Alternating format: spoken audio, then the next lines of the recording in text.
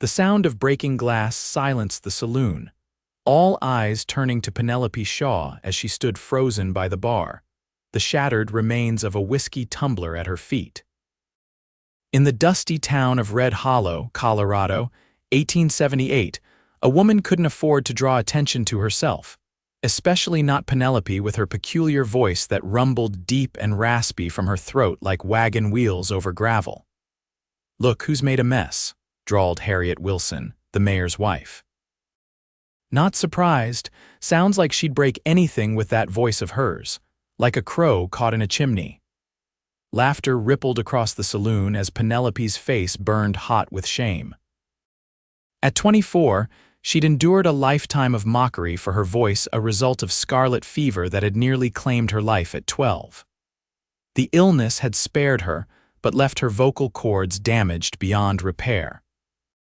"I'll pay for it," Penelope said, the gravelly timbre of her voice only inciting more snickers.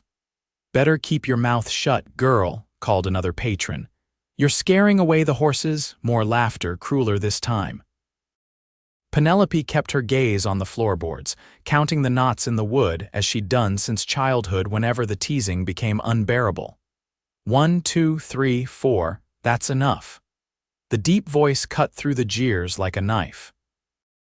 The saloon fell silent as a tall figure moved from the shadowed corner table. Boots thudded deliberately across wooden planks as he approached. Benjamin Foster stood a head taller than most men in the room, his broad shoulders and the twin Colt revolvers holstered at his hips commanding instant respect. The bounty hunter's reputation preceded him across 3 territories, but it was his eyes' piercing blue beneath the brim of his worn Stetson that drew Penelope's gaze upward. "Miss Shaw works harder than half the men in this town," Benjamin said, his voice carrying without effort. "And unlike most of you, she pays her debts and keeps her word." He placed a coin on the bar. "For the glass." The bartender Tom nodded quickly, not wanting trouble. "Defending the crow woman, Foster?" Harriet sneered. "How gallant." Benjamin turned slowly to face the mayor's wife. His expression remained neutral, but something in his stance made Harriet take an involuntary step back. "A proper lady wouldn't mock someone for something they can't control," he said evenly.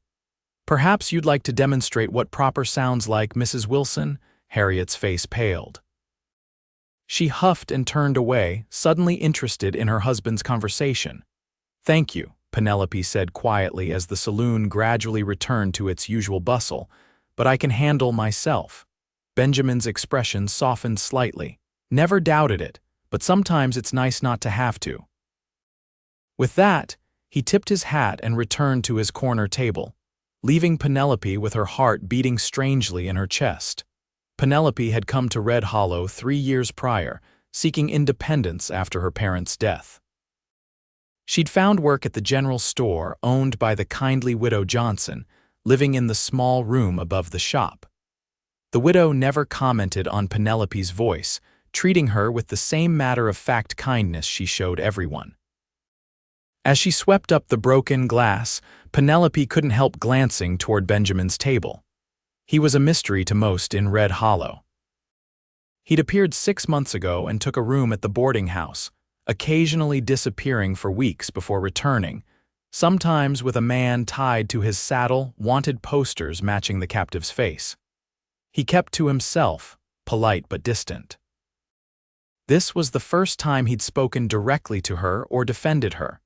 The next morning, Penelope opened the store at sunrise as usual.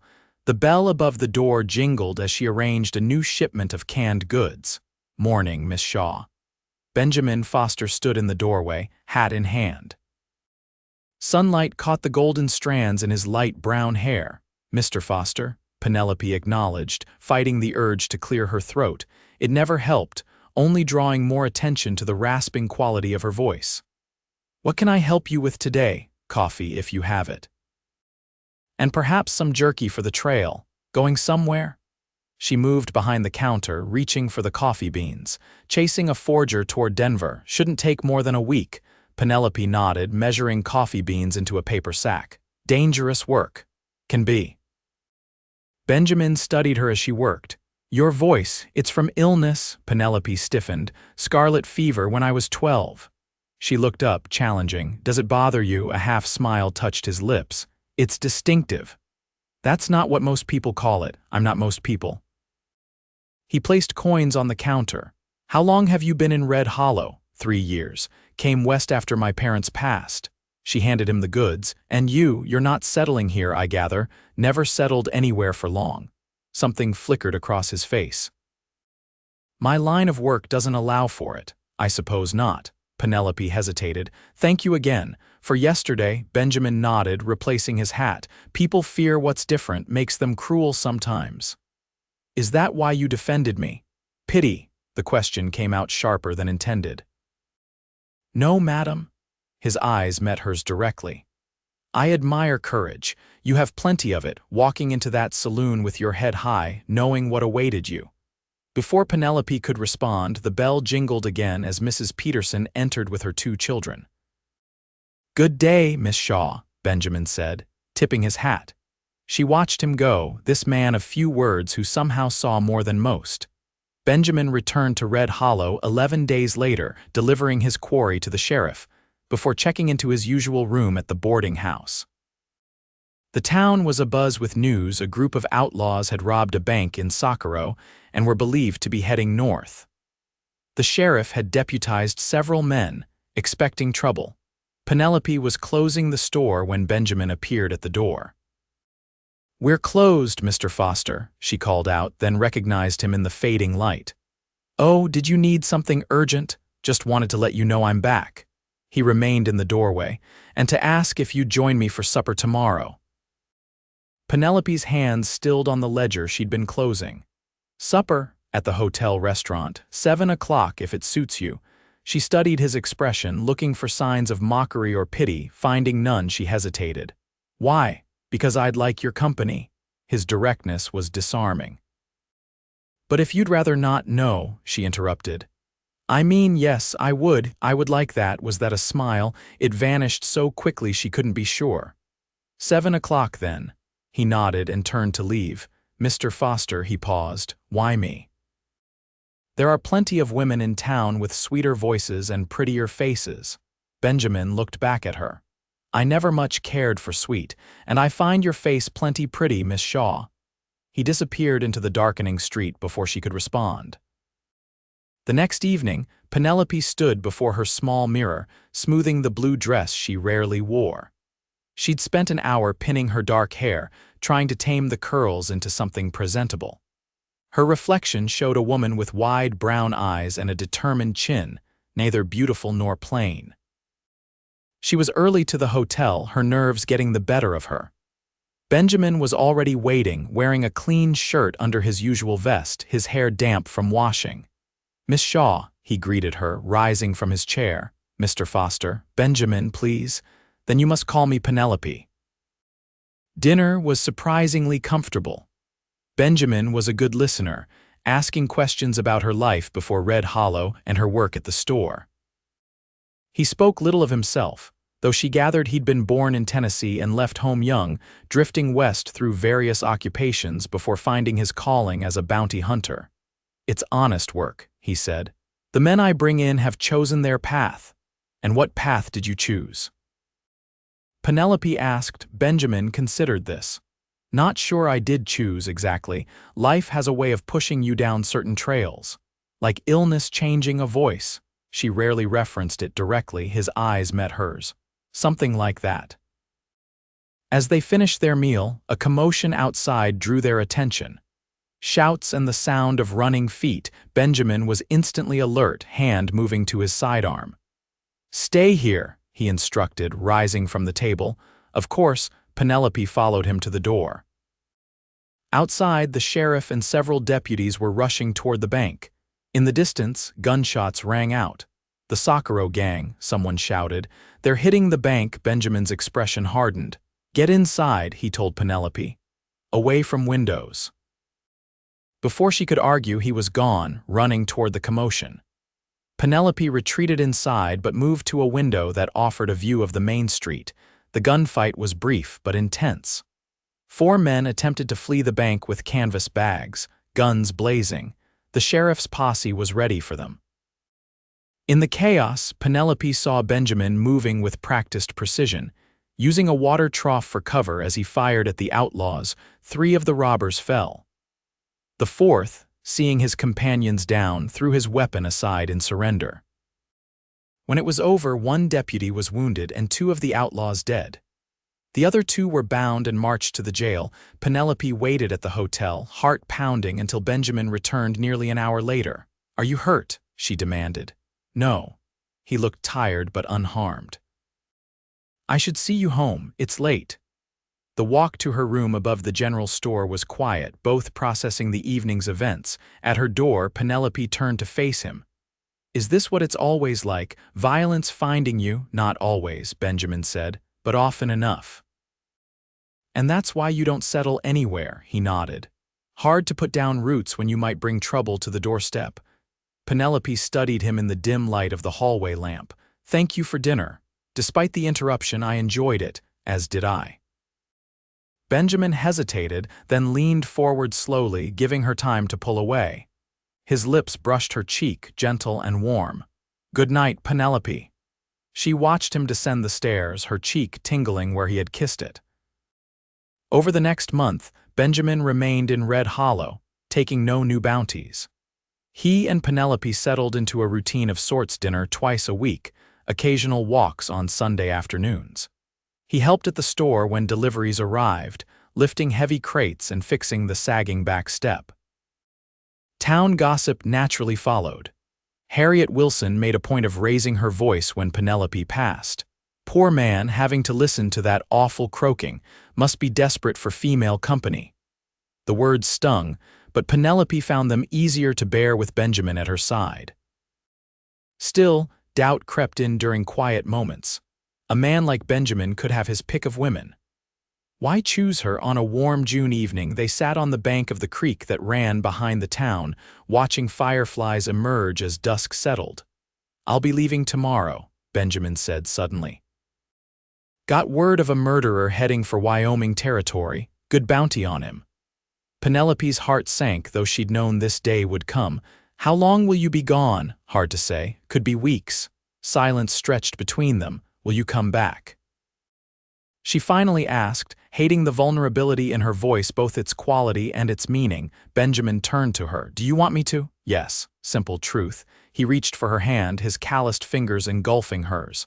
"Then I will, Benjamin." She hesitated. "What are we doing?" "Sitting by a creek," he said, the hint of a smile in his voice. "You know what I mean." Benjamin was quiet for a long moment. "I'm not good with words, Penelope, but I know what I feel when I'm with you." "And what is that?" "Peace." The words seemed to surprise even him. "I've never known much of it, but I feel it with you." Penelope's throat tightened with emotion.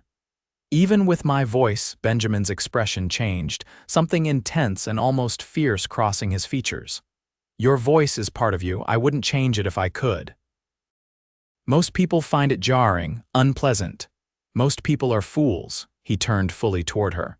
"The first time I heard you speak, I thought it was the most honest sound I'd ever heard. No pretense, no affectation, just real." His hand rose to touch her cheek. "It's the voice I love, Penelope." "Because it's yours." The word hung between them, love unexpected and powerful. "You can't mean that," she whispered. In answer, Benjamin leaned forward and kissed her, his lips gentle against hers. When he pulled back, his eyes were questioning. Penelope answered by curling her fingers into his shirt and drawing him back to her. True to his word, Benjamin returned to Red Hollow 6 weeks later, dusty and tired from the trail, but alive.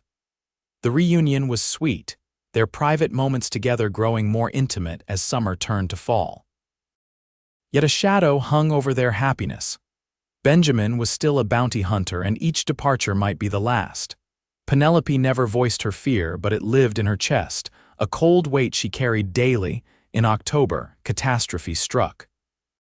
A telegram arrived for Benjamin. A notorious killer named Silas Vaughn had escaped custody and sworn vengeance on the man who'd captured him, Benjamin Foster. "I need to leave," Benjamin told Penelope that night in her small room. He'll come looking for me and I won't risk bringing that danger here. Then I'll go with you, she said immediately. No, his voice was firm. This man is different, Penelope, cruel in ways you can't imagine. So you'll just go, leave me here wondering if you're dead or alive. Benjamin's jaw tightened. Better that than seeing you hurt because of me. They argued long into the night, neither yielding. By morning, Benjamin was packing his few possessions. How long? Penelope asked, standing in his boarding house room, arms crossed. Until Vaughn is dead or back in prison. And if that never happens, Benjamin had no answer. He left at dawn, the goodbye between them stiff with unresolved anger and fear. Penelope watched him ride away, her heart breaking with each hoofbeat that carried him further from her. Days passed, then weeks. No word came. November brought early snow to Red Hollow, coating the town in pristine white that seemed to mock Penelope's darkening mood. She threw herself into work, taking inventory, rearranging shelves, anything to keep her mind occupied. Widow Johnson watched with concerned eyes but asked no questions. December arrived with bitter cold.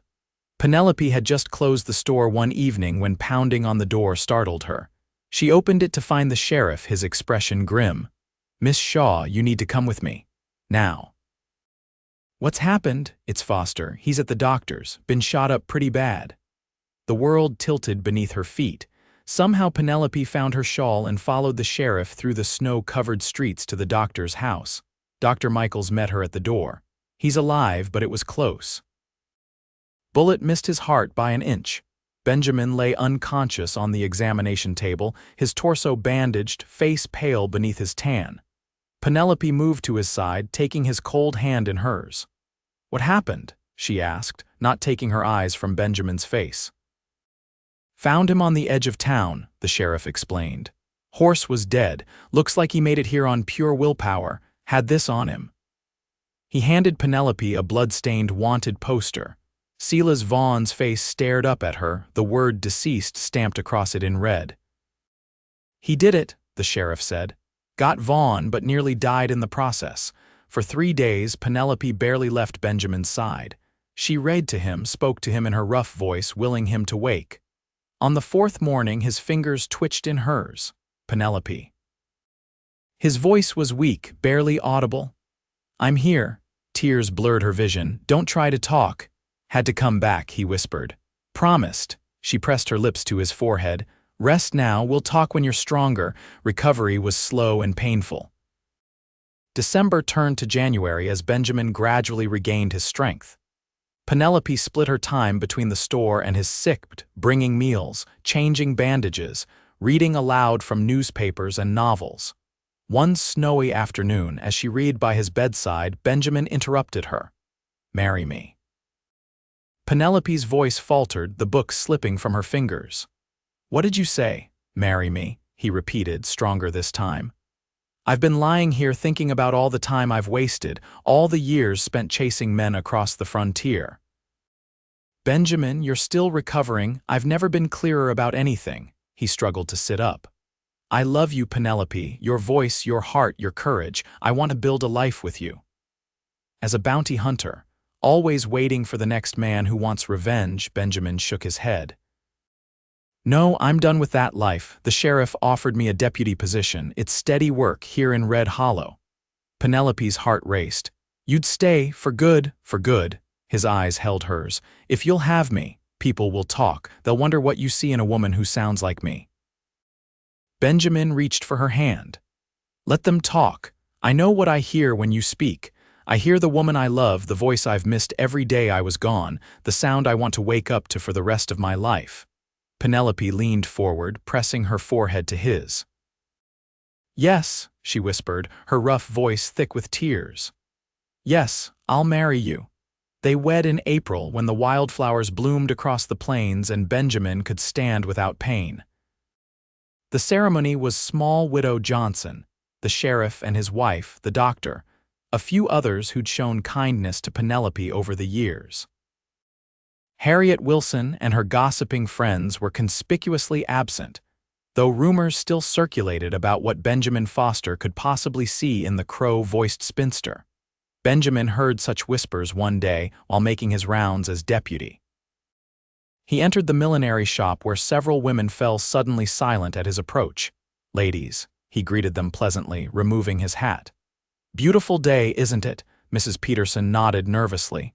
"Indeed, Deputy Foster, how is married life treating you?" "Couldn't be happier," he said, his smile genuine. "Nothing like coming home to my wife's voice calling my name, most beautiful sound in the world." He left them speechless, a condition Harriet Wilson in particular found deeply uncomfortable. That evening, as Benjamin and Penelope sat on the porch of the small house they'd purchased on the edge of town, she laughed at his recounting of the incident. "You didn't," she said, her distinctive voice carrying in the quiet evening air. "I did." He pulled her closer on the porch swing. "And I meant every word." Penelope rested her head on his shoulder.